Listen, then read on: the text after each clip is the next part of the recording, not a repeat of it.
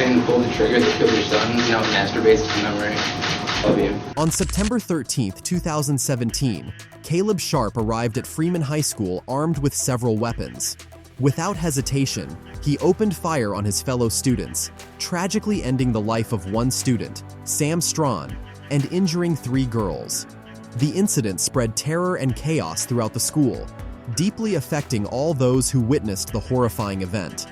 "I started running, but it felt like I was moving in slow motion," recalled one student. "I was terrified, thinking there was no way I was going to survive this." Shooting. I started running and was so scared because I felt like I was running in slow motion. I began thinking there's absolutely no way I'm getting out of this. Sharp was quickly apprehended and brought before the court to face the consequences of his heinous actions. But as shocking as his crime was, his reaction to his sentencing was even more dramatic. "I'm sorry to every single person I traumatized with PTSD," Sharp expressed in court. "I'm sorry to all the people who can no longer go out in public." I'm sorry to every single person I forced PTSD upon. I'm sorry to all the people who can't go out in public anymore.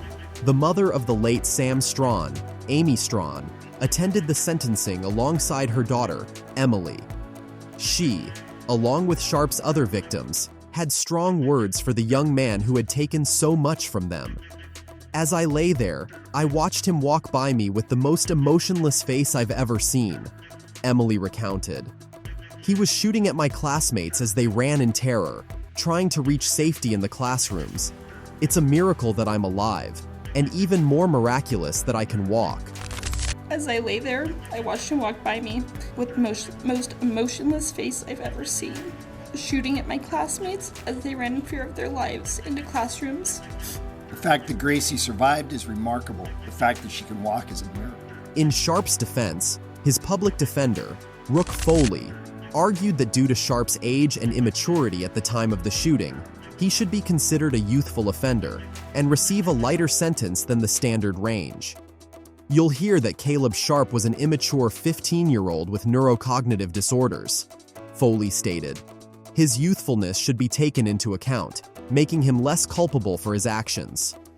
"You will hear that Caleb Sharp was an immature 15-year-old, that he had neurocognitive disorders, and his youthfulness should be the basis to find him less culpable for his criminal conduct." Foley requested a fixed sentence of 20 years, but the judge was not swayed. Lots of kids have ADHD, but they don't go shoot up a school and try to kill as many of their classmates as they can. Ultimately, Caleb Sharp was found guilty of premeditated murder and attempted murder. He was sentenced to 40 years to life in prison, with credit for the nearly 5 years he had already served. Sharp will spend at least 35 years behind bars before he is eligible for parole, making him around 55 years old when he might be released. But Sharp's courtroom demeanor, while unsettling, pales in comparison to that of TJ Lane. On February 27, 2012, Lane, a teenager, carried out a school shooting at Chardon High School in Ohio.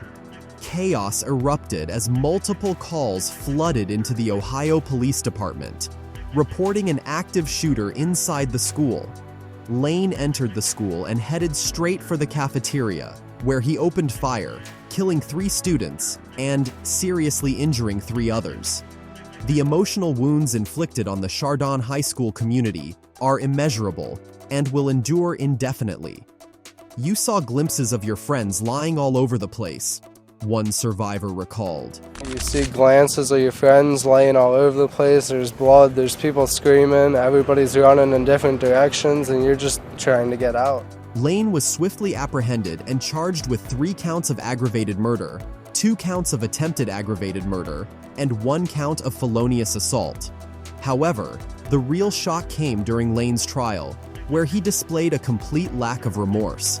He refused to cooperate with his attorneys and even appeared in court wearing a t-shirt emblazoned with the word "killer." At one point, he shockingly extended his middle finger to the grieving families of his victims.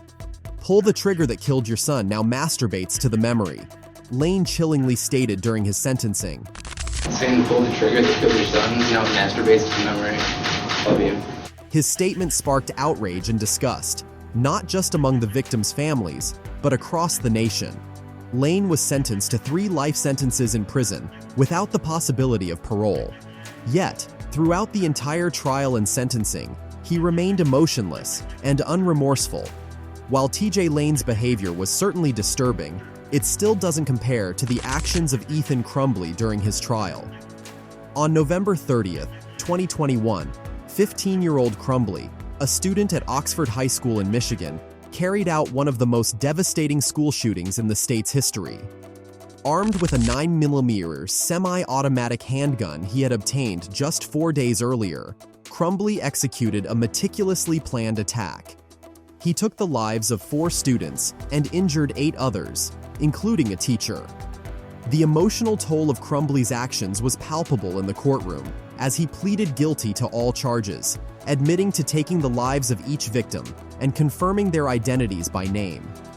You deliberately, with the intent to kill, and with premeditation, used a 9mm handgun to shoot and kill Miss Madison Baldwin, Mr. Tate Meyer, Miss Hannah St. Juliana, and Mr. Justin Schilling, the prosecutor stated, as Crumbley acknowledged each horrific act.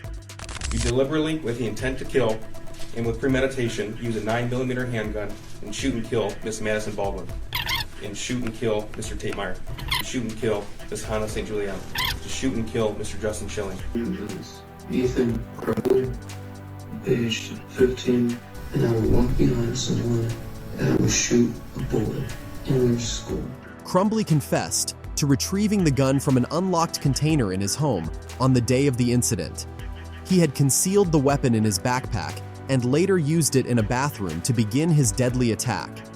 Is it true that while inside the boy's bathroom, you removed the handgun from your backpack? The prosecutor asked. Yes, Crumbley responded. Is it true that you ensured the handgun was loaded? Yes, Crumbley confirmed. Despite his lack of emotion during the plea bargaining, Crumbley now faces the possibility of life in prison without the chance of parole. His attorney had initially considered an insanity defense, but after reviewing the evidence, they decided it was appropriate for him to plead guilty. Why did you change the plea? The prosecutor asked. Originally, we filed a notice of insanity, Crumbley's attorney explained. But based on conversations we've had and our review of the discovery, we felt it was appropriate to withdraw that and have him plead guilty today. But Crumbley isn't the only one who exhibited chilling behavior in court. On February 14, 2018, Nicholas Cruz carried out a mass shooting at Marjorie Stoneman Douglas High School in Parkland, Florida.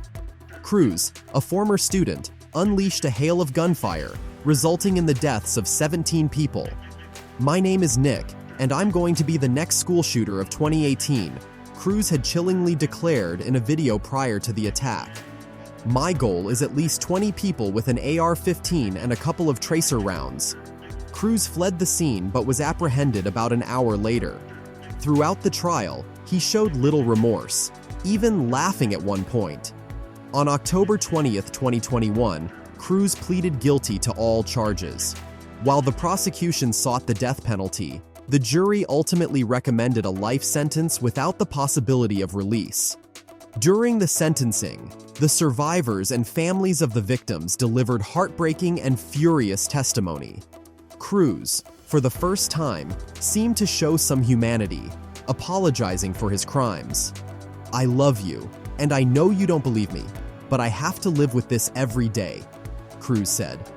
It brings me nightmares, and I can't live with myself sometimes, but I try to push through because I know that's what you guys would want me to do.